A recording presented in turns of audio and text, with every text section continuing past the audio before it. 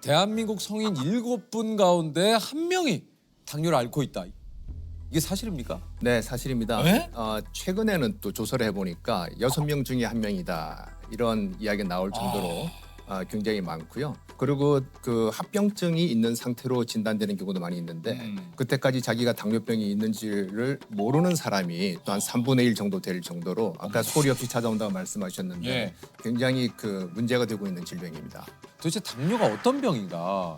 네. 이게 말 그대로 우리의 있다. 소변에 당이 있다 그런 예, 얘기입니까? 정확합니다. 그러니까 소변에 당이 있는데 소변에 당이 있으려면은 혈액 중에 포도당 농도가 올라가 있어야 돼요. 정상보다 높으면 소변으로 빠져나오게 되는데 그래서 당뇨병이라고 이렇게 부르고요. 기원 5세기경에 인도에 화타와 편작이라고 불리는 의사들이 있어요. 유명한 네네네. 사람이. 이분들이 당뇨 환자의 소변을 처음으로 찍어 먹어봤어요. 네. 달더라. 그래서 당뇨병이라는 말이 생겼거든요. 그분들이 찍어 먹어보면서 예, 예. 실제로 변이 좀 달다. 소변이. 소변이 네. 변이 아니고 변을 찍어 먹기는 좀 큰 용기가 소변이 필요해. 작은 변이. 당뇨병도 하나의 병이 아니라 1형 당뇨병, 2형 당뇨병, 임신성 당뇨병, 특이형 당뇨병 이렇게 네 가지로 구분을 하고 있습니다. 당뇨병도 이렇게 여러 가지가 좀 있네요. 예, 여러 가지가 있습니다. 아니 그렇다면 이게 저 당뇨의 증상들 어떤 네. 게 좀 있습니까? 증상은 굉장히 다양한데요. 이 혈액 중에 포도당 농도가 높으면 소변으로 빠져나오는데 포도당은 물귀신 같은 그런 게 있어요. 혼자는 못 나가고 물을 끌고 나갑니다. 그러면 소변량이 많아지고요. 소변을 자주 보지요.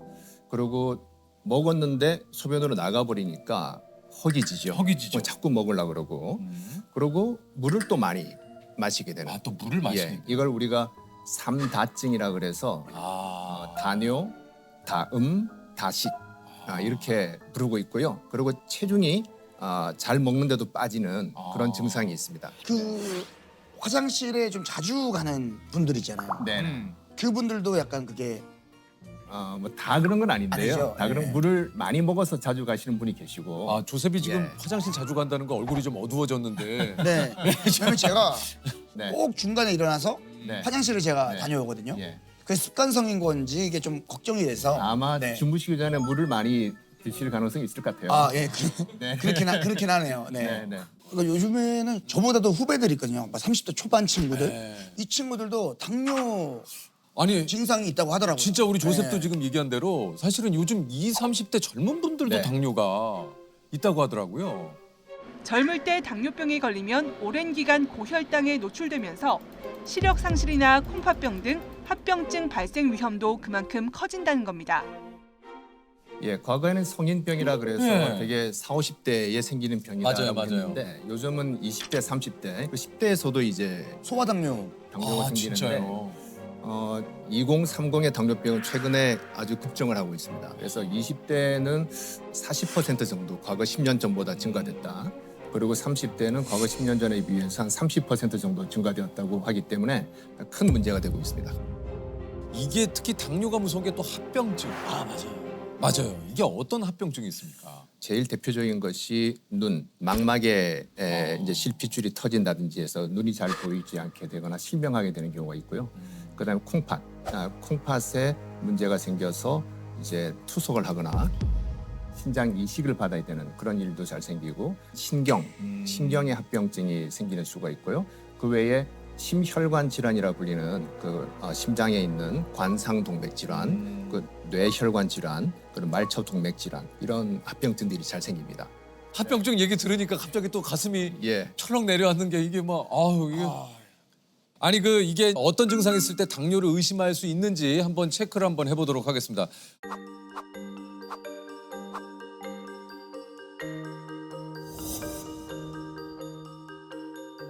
한번 우리 보시는 시청자 여러분들께서도 한번 같이 한번 체크를 한번 해보시죠.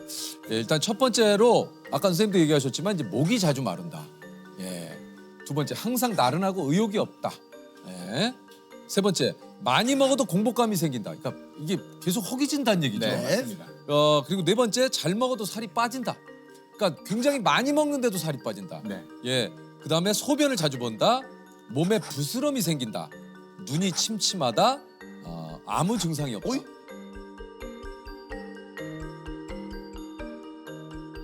아무 증상이 없는데도 이거 체크해야 됩니까?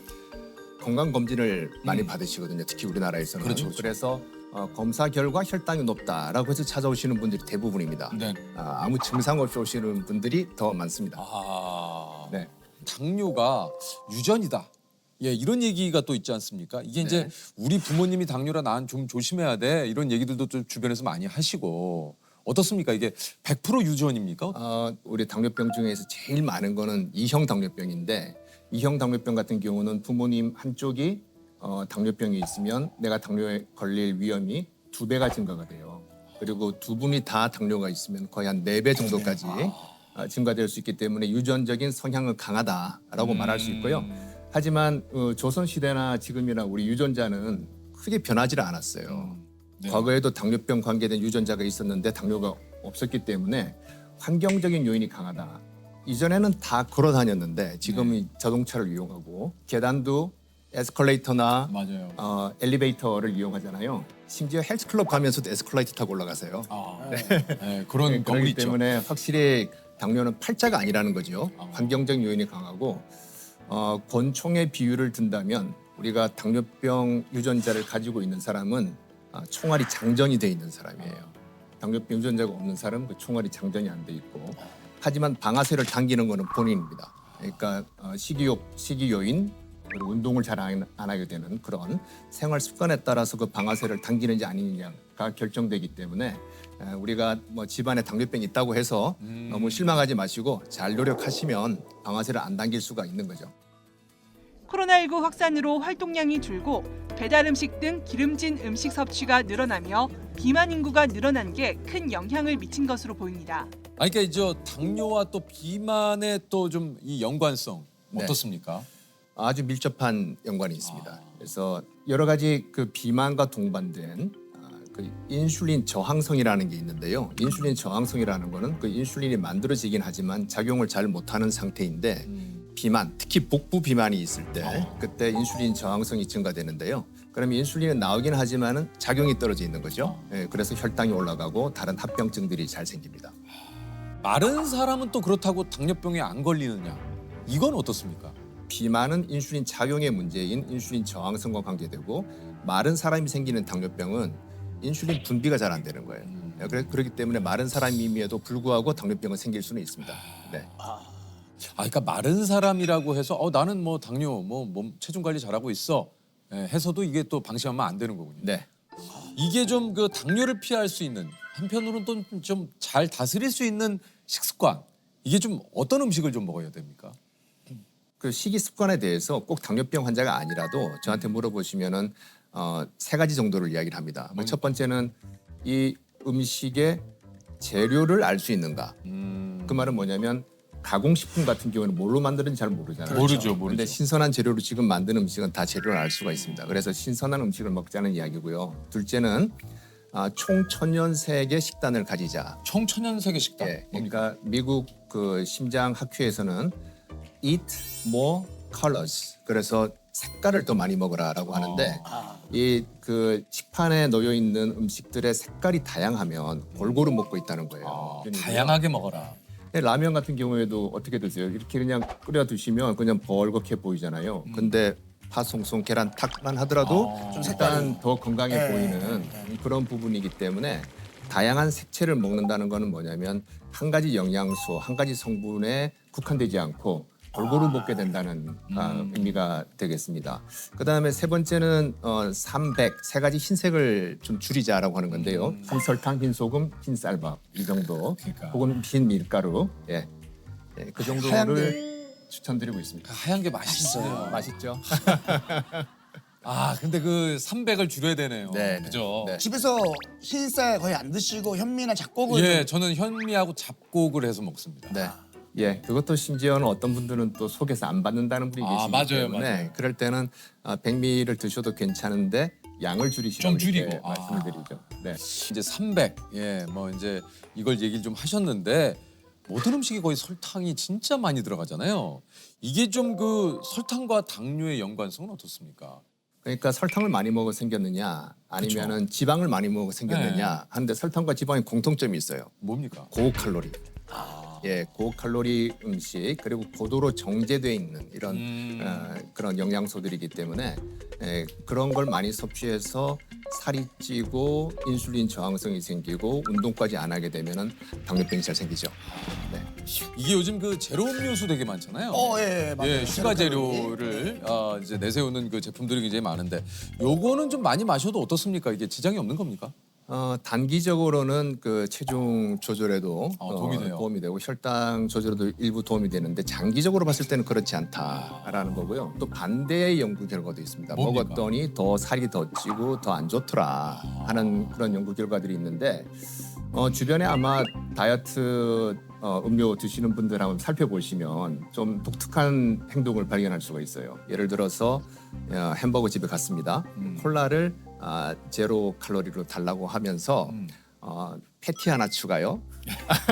치즈 추가요. 프라이 하나, 프렌치 프라이 하나 추가요. 이렇게 되기 때문에 난 이만큼 노력했으니까 보상을 받아야 돼. 이런 생각을 해서 다른 걸로 그런지 채우는 거군요. 네. 포테이토에 치즈 뿌려가지고. 예. 네. 그러니까 건강을 위해서 설탕을 좀 줄이기 위해서 제로 음료를 찾지만 그거보다 더 네. 많은 음식을 시켜서 이 제로를 선택한 의미를 퇴색시키니까 네. 별 의미가 없다.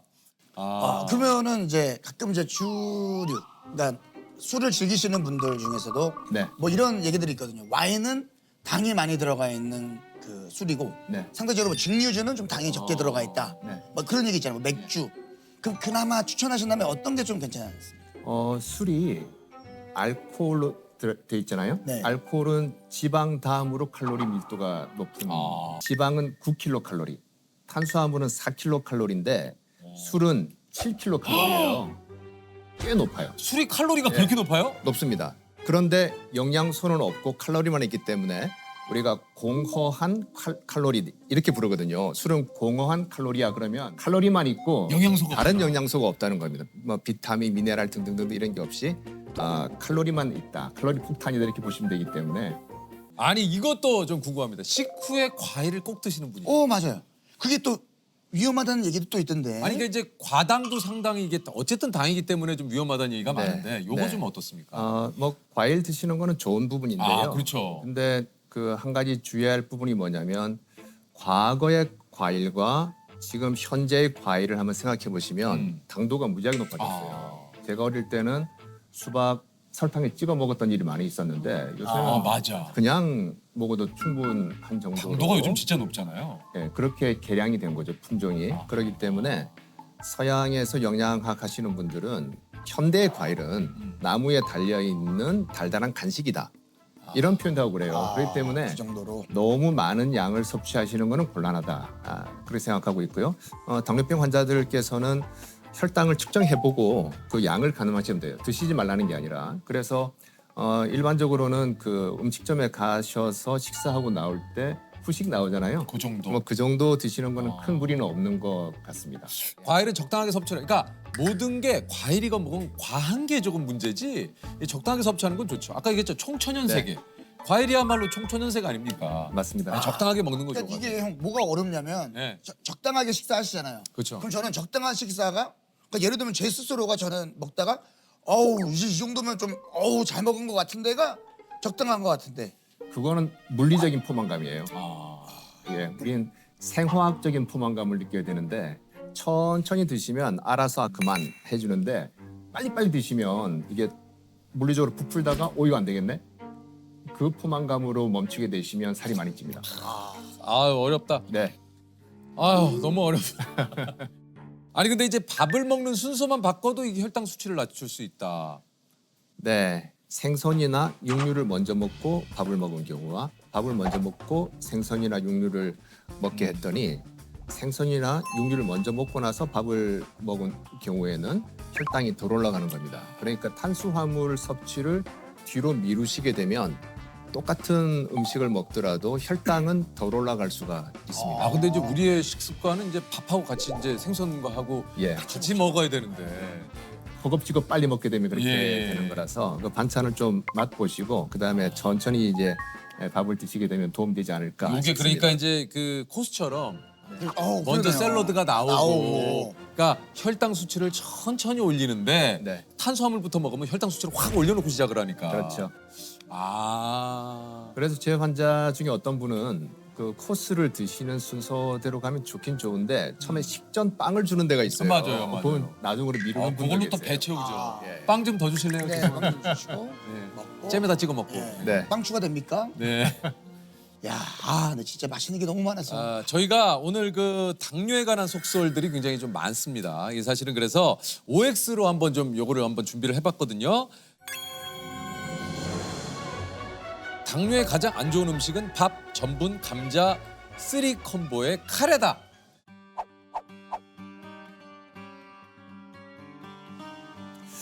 이거는 제가 조금 헷갈려서 이렇게 세모입니까? 하고 싶은데요. 그 전분이 많이 들어가 있는 거는 이제 혈당을 올리는 데 문제가 될 텐데 카레는 인도를 중심으로 해서 많이 연구가 됐어요. 그 카레를 만드는 성분 중에 하나 강황이 있는데 맞아요. 강황에 컬큐민이라고 하는 성분이 있는데 이건 오히려 당뇨병을 예방하는 효과가 있다라고 이야. 하기 때문에 카레를 드실 때 너무 전분을 많이 넣게 되면은 이제 그 자체는 나쁠 수 있지만 카레 그 자체는 크게 문제는 없지 않나라고 보고 있습니다. 왜냐면 술 먹고 그 다음날 카레가 해장에 되게 도움이 많이 되거든요. 그게 그 강황이 들어있어가지고. 해장에 대해서는 제가 연구를 죄송합니다.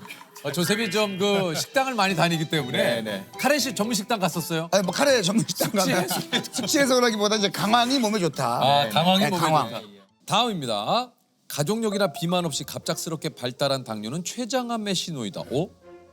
네. 예, 맞습니다. 특히 연세 드신 분들 중에서 특별히 가족력도 없고 그동안 당뇨병의 위험 신호가 없었는데 갑자기 발생한 당뇨인 경우에 아주 일부가 췌장암인 경우가 있습니다. 그래서 저희도 그런 환자분들이 왔을 때 제일 긴장을 하게 됩니다. 이게 가족력도 없고 아무 문제가 없던 분이 갑자기 당뇨가 생기면 네. 췌장은 잘 보이지도 않아가지고 이게 잘 안 그러니까요. 보여요. 네. 숨어있기 때문에.